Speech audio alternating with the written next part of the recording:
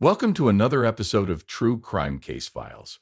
In today's episode, we delve into a tragic tale of love, obsession, and murder in the small town of Tifton, Georgia. The story that follows is one of dark secrets, emotional turmoil, and a brutal killing that left a lasting scar on everyone involved. This is the case of a respected man whose life ended in a nightmarish fashion by an unexpected killer, leaving behind questions that would haunt the town forever. Willie Tanners, 49, was a well-known and respected figure in the small southern town of Tifton, Georgia. He owned Tanner's Hardware, a local store that had been serving the community for over 2 decades. Known for its friendly service and wide selection of tools and supplies, Tanner's Hardware was the kind of place where neighbors could count on finding what they needed, whether it was a simple screwdriver or advice on how to fix a leaky faucet. Willie was often seen behind the counter, greeting customers with a warm smile and chatting about everything from the weather to last night's episode of Jeopardy! Willie's life appeared ideal to those who knew him.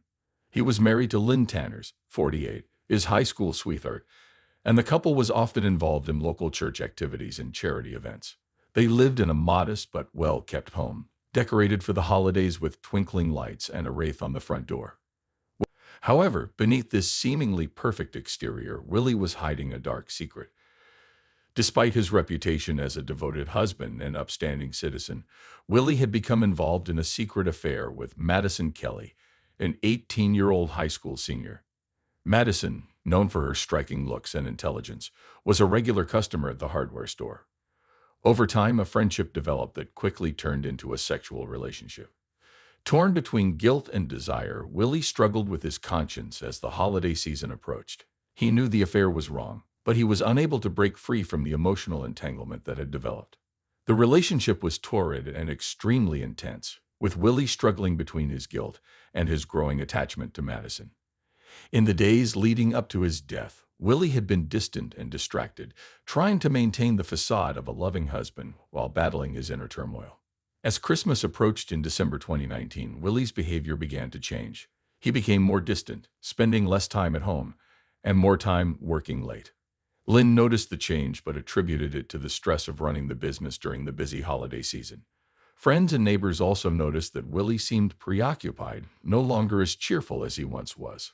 But no one could have imagined the storm brewing beneath the surface, a storm that would soon shatter the peace of their small town. It was the morning of December 22, 2019, just a few days before Christmas. Tifton, Georgia was quiet, with most of the town's residents finishing their holiday shopping or decorating their homes.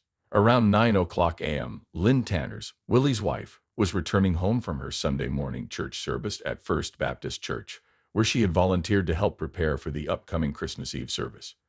She noticed Willie's truck parked in the driveway, which struck her as odd since he had mentioned needing to pick up some last-minute supplies for the store. When Lynn entered their home on Bride Street, the first thing she noticed was the smell of fresh pine from the Christmas tree they had decorated together. The tree was still lit with colorful lights, and underneath it were neatly wrapped presents, some with her name on them. But something was off. The house was eerily silent, and Willie didn't respond when she called out his name. As Lynn walked into the living room, she was met with a sight that would haunt her forever. Willie's lifeless body lay on the floor near the Christmas tree, surrounded by shattered ornaments and tinsel. His head was soaked in blood, as if it were an enchilada, and a hammer lay nearby, covered in what she could only assume was her husband's blood. Lynn dropped to her knees, her body shaking as she tried to make sense of what she was seeing. Panic set in, but Lynn forced herself to stay calm enough to call 911. Her voice trembled as she explained the situation to the operator, tears streaming down her face. "Oh, my lordy, my husband's not breathing. There's blood everywhere," she cried. The operator tried to keep her calm, instructing her not to touch anything and to wait outside for the police and paramedics. Within minutes, the quiet street was filled with the flashing lights of emergency vehicles. Neighbors peeked out from their windows, whispering to each other and speculating about what had happened. Lynn sat on the front porch, numb and in shock, unable to comprehend how her life had changed in an instant. The Tifton Police Department arrived on the scene within minutes of Lynn Tanner's 911 call. Leading the investigation was Detective Nora Collins, a seasoned officer with over 15 years of experience. Known for her sharp instincts and methodical approach, Detective Collins was respected by her peers and feared by criminals. As she stepped out of her unmarked cruiser, she was immediately struck by the contrast between the festive decorations on the Tanner's home and the grim scene awaiting her inside. The living room was a disturbing mix of holiday cheer and brutal violence. Christmas lights twinkled on the tree, reflecting off the shattered ornaments scattered across the floor. Willie Tanner's body lay near the base of the tree, his head caved in, like a half-eaten burrito, from what appeared to be multiple blows with a hammer. Blood had spattered across the nearby gifts, soaking the wrapping paper and ribbons. Detective Collins took in the scene, her mind racing as she began to piece together what might have happened. The hammer, still lying beside Willie's body, was immediately bagged as evidence. The crime scene was bloody, but it was also oddly confined. There were no signs of a struggle beyond the immediate area around the tree. It was as if Willie had been caught completely off guard. The forensic team arrived shortly after, led by Dr. Philip K. Wang, a meticulous and detail-oriented medical examiner who was known for his precise work. Dr. Wang began examining Willie's body, noting the severe head trauma that had likely caused instant death. He estimated the time of death to be between 10 o'clock p.m. and midnight the previous evening, based on the state of rigor mortis. Detective Collins directed her team to collect every possible piece of evidence. They dusted for fingerprints, took photographs, and searched for any other clues that might point to the killer. She also interviewed Lynn Tanners, who was still in shock but managed to provide a basic timeline of her morning and Willie's activities the previous day. As the investigation unfolded, Detective Collins couldn't shake the feeling that this was a crime of passion. The brutality of the attack suggested deep anger or jealousy, emotions that often fueled such violent outbursts. But who could have hated Willie Tanners enough to kill him in such a brutal way? That was the question Collins was determined to answer. The first person Detective Nora Collins decided to investigate was Madison Kelly, the 18-year-old high school senior who had also been the secret lover of Willie Tanners. Madison was known around Tifton as a bright student with a promising future. She was involved in several extracurricular activities, including the school's drama club, where she had recently wowed audiences as Tiny Tim in a local production of A Christmas Carol. But beneath her polished exterior, Madison was emotionally fragile, a trait that had become more apparent in recent months. Madison lived with her mother, Tammy Kelly, in a small but tidy house on the outskirts of town. The Kellys were known for keeping to themselves, and Tammy was known in the community for being controlling and obsessed with her daughter's appearance, especially her husband. Madison's father had left the family after coming out as gay. When Detective Collins arrived at the Kelly residence on the afternoon of December 22, she found Madison, still dressed in her jammies, in her bedroom, visibly shaken by the news of Willie's death. The room was a typical teenager's sanctuary, filled with posters of pop stars like Taylor Swift and Ariana Grande, but there were also signs of Madison's obsession with Willie. Detective Collins noticed a framed shirtless photo of Willie on Madison's nightstand, and her journals were filled with graphic entries about their sexual relationship. During the interview, Madison was initially cooperative, but quickly became emotional when questioned about her relationship with Willie. She admitted to the affair, describing how they had grown close over the past year. Madison revealed that she had fallen deeply in love with Willie and had even fantasized about a future together. However, as Christmas approached, Willie had become distant, and she feared he was planning to end their relationship. When Detective Collins pressed Madison on her whereabouts the night of the murder, Madison hesitated before claiming she had been home alone, studying for her final exams. Her alibi was weak, and her emotional state raised red flags for Collins. Madison's tears and trembling hands indicated that she was under immense stress, but whether it was from guilt or grief was unclear. As the interview continued, Madison's demeanor shifted from sorrowful to defensive. She insisted she had nothing to do with Willie's death and began to speak erratically, blaming a mysterious man she called Bob for influencing her actions. Madison claimed that Bob had convinced her to pursue a sexual relationship with Willie or else he would torture her, but when pressed for more details, she became evasive and confused.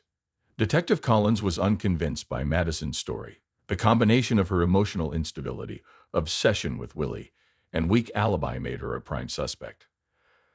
However, Collins knew she needed more concrete evidence before she could make an arrest. The investigation into Madison Kelly was far from over, and Collins was determined to uncover the truth behind Willie Tanner's tragic death. The second person on Detective Nora Collins' list was Lynn Tanners, Willie's wife of 25 years. Lynn was a well-known figure in Tifton, recognized for her deep involvement in the community and church activities.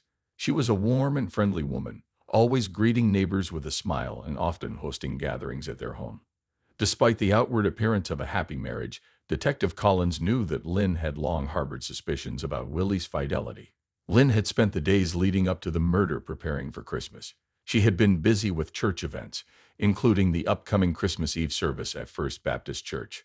To the outside world, it seemed like Lynn was focused on her faith and family, but inside, she was troubled by a growing sense of unease. She had noticed Willie's increasing absences, which he often explained away as work-related or part of his commitment to the church. However, Lynn couldn't shake the feeling that something was wrong. When Detective Collins interviewed Lynn on December 22, Lynn was still in shock from discovering her husband's body that morning. Sitting at the kitchen table, Lynn recounted her marriage to Willie, describing him as a loving husband, but also admitting that they had grown distant and sexless in recent years, especially after their son Rifle left for college. She confessed that she had suspected Willie of having an affair after he kept turning down her requests for sex, but had no proof. Lynn's eyes welled up with tears as she spoke about the strain it had put on their relationship, particularly in the last few months. Detective Collins asked Lynn about her whereabouts on the night of the murder.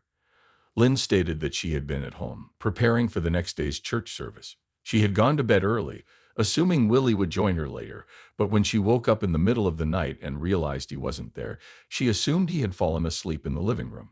It wasn't until the next morning that she discovered the gruesome truth. Lynn's account of the evening was straightforward, but Detective Collins couldn't ignore the possibility that Lynn's suspicions about Willie's affair could have driven her to commit the murder. The brutal nature of the crime suggested a deeply personal motive, and as the wife of the victim, Lynn had both the opportunity and a potential reason to kill. However, Lynn's grief appeared genuine, and her cooperation with the investigation was unwavering. She answered all of Collins' questions without hesitation and even provided access to Willie's personal belongings, including his phone and computer. Still, Collins knew that emotions could be powerful motivators, and she wasn't ready to rule Lynn out as a suspect just yet.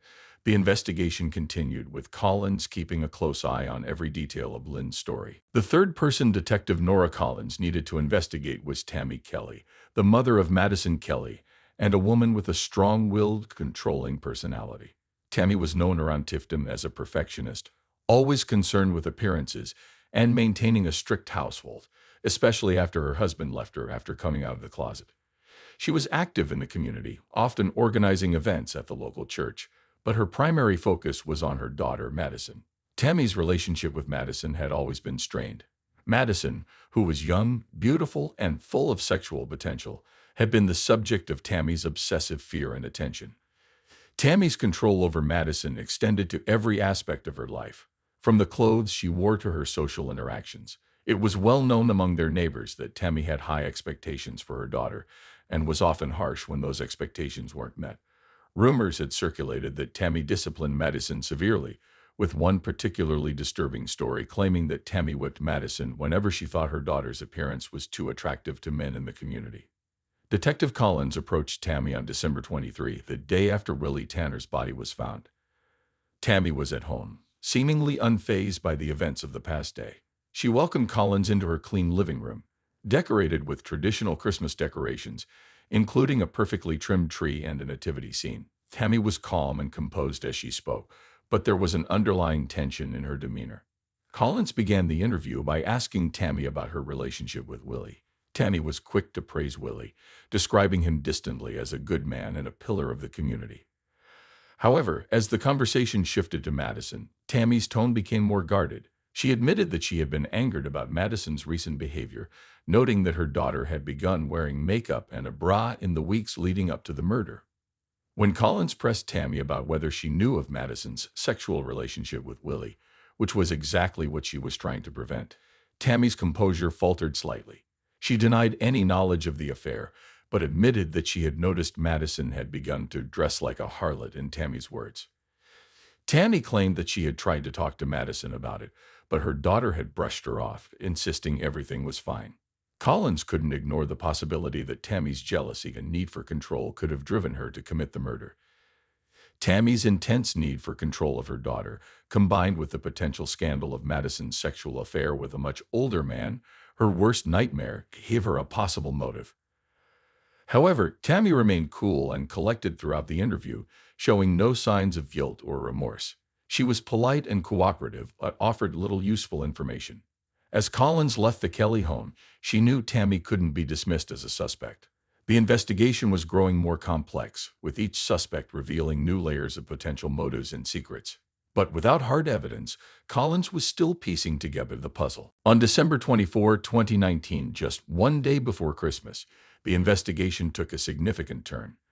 It was a cold, gray morning in Tifton, Georgia, with temperatures hovering around the low 40s.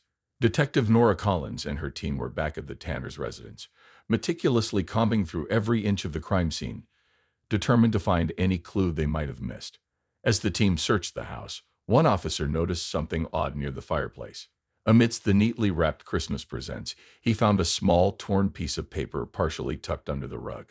The paper appeared to be a handwritten note, but only a fragment was legible. It read, "Dirty boy, meet me at," followed by a time, 10:00 p.m., and the initials M.K. This discovery immediately caught Detective Collins' attention. The initials M.K. seemed to match those of Madison Kelly, Willie's secret lover. The time mentioned in the note also coincided with the estimated time of Willie's death. Collins realized that this could be the key piece of evidence that linked Madison directly to the crime scene on the night of the murder. Collins quickly ordered a forensic analysis of the note, hoping to determine if the handwriting matched Madison's. The note was sent to the Georgia Bureau of Investigation in Atlanta for further examination. Meanwhile, Collins decided to revisit Madison's home to search for anything that might tie her to the note or the crime. While at the Kelly residence, Collins and her team found a notebook in Madison's bedroom, hidden under her mattress. The notebook was filled with disturbing entries about her obsession with Willie, including plans to meet him in secret. One of the entries, dated December 22, matched the time and place mentioned in the torn note found at the Tanner's house. This new evidence was crucial. It not only placed Madison at the scene of the crime, but also provided a motive driven by jealousy and obsession. Collins felt that the case was beginning to come together, with the puzzle pieces finally falling into place. Back at the station, the forensic analysis confirmed that the handwriting on the note matched Madison's. This was the break Collins had been waiting for. With this new evidence, the focus of the investigation narrowed sharply on Madison Kelly, making her the prime suspect in Willie Tanner's murder. Hey, true crime case solvers interested in more real-life murder mysteries, be sure to like and subscribe to our channel. And do you have any thoughts about this case, or have a case of your own you'd like us to investigate? Leave us a comment. Stay safe, true crime case solvers. As the investigation progressed, all signs began pointing toward Madison Kelly, Willie's 18-year-old secret lover. The small town of Tifton, Georgia, was already reeling from the news of Willie's brutal murder, but what emerged from the investigation shocked everyone even more. Madison's obsessive love for Willie had been building for months. As the holiday season approached, her fear of being abandoned grew stronger. She was terrified that Willie, a man more than twice her age, would leave her behind to focus on his family during Christmas. The thought of losing him consumed her, driving her into a jealous rage. On the night of December 21, 2019, Madison decided to confront Willie at his home. Desperate for reassurance that he still loved her, she did something drastic. She took off all her clothes and begged him to have sex with her right then and there in the middle of the living room. Willie, already feeling the pressure of his double life and fearing that his wife would find out, panicked. He tried to end the relationship, fearing exposure and the consequences it would bring to both their lives. But this only pushed Madison over the edge. In a moment of uncontrollable fury, Madison snapped. In a moment of uncontrollable fury, she grabbed a hammer that Willie had planned to use for hanging Christmas lights and beat him to death with it. The scene was gruesome, with the festive decorations in the living room contrasting sharply with the violence of the crime. After the murder, Madison knew she was in deep trouble. In a desperate attempt to avoid punishment, she concocted a bizarre story. She feigned having early-onset schizophrenia, claiming that a secret lover named Bob had been manipulating her for years. According to her elaborate tale, Bob was a high-ranking politician involved in wild sex rituals and secret satanic and Wiccan practices. Madison insisted that Bob had forced her into a life of sin and ultimately commanded her to kill Willie. The police, however, were unimpressed by her story. Detective Nora Collins, who had been leading the investigation, saw through the lies. Despite Madison's attempts to shift the blame, the evidence was clear. The handwriting on the note found at the crime scene matched Madison's, and her obsessive entries in her notebook painted a picture of a young woman consumed by jealousy and rage. When confronted with the evidence, Madison tried to change her story. She claimed that Bob was merely a voice in her head, that she was mentally ill, and that she hadn't been in control of her actions. But the police didn't buy it. They believed she was lying to cover up her crime. On December 26, 2019, Madison Kelly was officially arrested for the murder of Willie Tanners. She was taken into custody without incident, her demeanor eerily calm as she was led away in handcuffs. The town of Tifton was left in shock, struggling to comprehend how a young woman with such a bright future could commit such a heinous act. Willie's family, devastated by the loss, found some solace in the fact that the person responsible for his death was finally behind bars. But the pain of his absence, especially during the holiday season, was something they would carry with them for the rest of their lives. The trial of Madison Kelly began in early February 2020. The small town of Tifton, Georgia, was gripped by the case, with many locals following every detail closely. The courtroom was packed as the prosecution and defense presented their cases. The prosecution, led by District Attorney Robert Whitman, a seasoned attorney known for his no-nonsense approach, argued that Madison's crime was premeditated. Whitman, 52, described how Madison's obsession with Willie Tanners had reached a dangerous level, leading her to commit a brutal murder when he tried to end their affair. He emphasized the cold, calculated nature of the crime, pointing to the evidence that Madison had brought the hammer with her, fully intending to use it. Whitman also dismissed Madison's claims of mental illness, calling it a desperate attempt to escape justice. On the other side, the defense attorney, Karen Blackwell, 45, who was known for her compassionate yet sharp legal mind, argued that Madison was mentally unstable at the time of the murder. Blackwell claimed that Madison had suffered from a psychotic break, driven by the fear of losing Willie and the intense pressure of their secret relationship. She asked the jury to consider Madison's troubled home life and the influence it had on her mental state. Blackwell painted a picture of a vulnerable young woman who had been manipulated by an older man and who had finally snapped under the pressure. Throughout the trial, Willie's family sat in the front row, their faces etched with grief. They listened quietly as the details of Willie's double life were laid bare for the world to see. The pain of his betrayal was clear, but so was their deep sorrow at his loss. After several days of deliberation, the jury returned with a verdict. On February 18, 2020, Madison Kelly was found guilty of second-degree murder. The judge sentenced her to 25 years in prison, with the possibility of parole after 15 years. The sentence brought mixed reactions. Some felt it was too lenient given the brutality of the crime, while others believed it was a fair acknowledgement of Madison's youth and troubled mental state. Willie's family expressed relief that the trial was over, but knew that the scars of this tragedy would remain with them forever. After the trial concluded, life in Tifton, Georgia, slowly began to return to normal, though the memory of the crime lingered. Willie Tanner's hardware store, once a bustling hub in the community, closed its doors for good. Without Willie to run it, his family decided they couldn't keep the business going. The closure marked the end of an era for the small town, leaving a hole in the community that was difficult to fill. Madison Kelly was transferred to a state prison, where she began serving her 25-year sentence. Despite her attempts to feign mental illness during the trial, the prison's psychiatric evaluations found no evidence of schizophrenia or any other condition that would have explained her actions. Madison spent her days in relative isolation, with few visitors. Her once promising future was now a distant memory, replaced by the reality of a life behind bars. Lynn Tanners, Willie's widow, struggled to cope with the revelations about her husband's double life.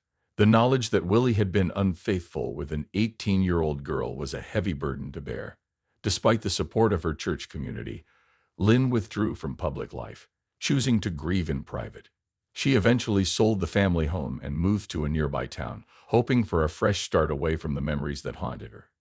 Tammy Kelly, Madison's mother, faced her own challenges after the trial. The scandal had brought shame upon her family, and Tammy's once ironclad grip on her daughter's life had shattered. Tammy became a pariah in the community, with many blaming her controlling nature for Madison's downfall. She, too, retreated from public view, avoiding the judgmental stares of her neighbors. For the residents of Tifton, the events of December 2019 served as a stark reminder that even in a close-knit community, secrets can fester and lead to tragedy. The town's Christmas celebrations that year were muted, as the memory of Willie Tanner's murder cast a long shadow over the holiday season. It would take years for the community to heal, and even then, the story of Madison Kelly and Willie Tanners would be remembered as one of the darkest chapters in Tifton's history.